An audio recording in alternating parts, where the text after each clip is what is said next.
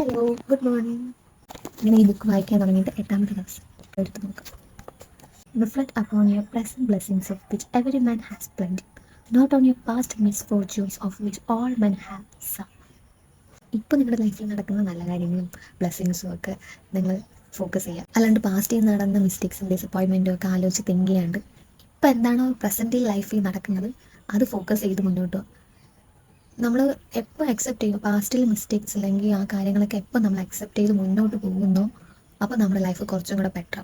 അല്ലാണ്ട് നമുക്ക് പാസ്റ്റിൽ നിന്ന് വരാൻ പറ്റാതെ സ്റ്റക്കായി നിൽക്കുമ്പോഴാണ് നമുക്ക് ഒരുപാട് നമ്മൾ പ്രസൻറ്റിൽ നടക്കുന്ന നല്ല കാര്യങ്ങൾ പോലും ചിലപ്പോൾ നമ്മളത് മറന്നു ചെയ്ത കാര്യങ്ങളൊക്കെ ഓക്കെ അക്സെപ്റ്റ് ചെയ്ത് അത് നമ്മുടെ ഒരു പാർട്ട് ഓഫ് ലൈഫാണ്. കാലം മാറ്റാത്ത ഏത് മരുന്നാണ് ഉള്ളത്? ഫ്യൂച്ചർ ബ്രൈറ്റ് ആക്കണമെങ്കിൽ പാസ്റ്റിനെ വിട്ടിട്ട് തരണം. പ്രസൻറ്റിൽ നല്ലൊരു അടിപൊളി ലൈഫിനെ ക്രിയേറ്റ് ചെയ്യാൻ പറ്റുന്ന ഒരു മാജിക് നമ്മുടെ കയ്യിലുണ്ട്. അങ്ങനെ ആ മാജിക് നമ്മൾ നല്ലപോലെ കൈകാര്യം ചെയ്യുകയാണെങ്കിൽ നമ്മുടെ ഫ്യൂച്ചർ എപ്പോഴും ബ്രൈറ്റ് ആയിരിക്കും. Bye bye.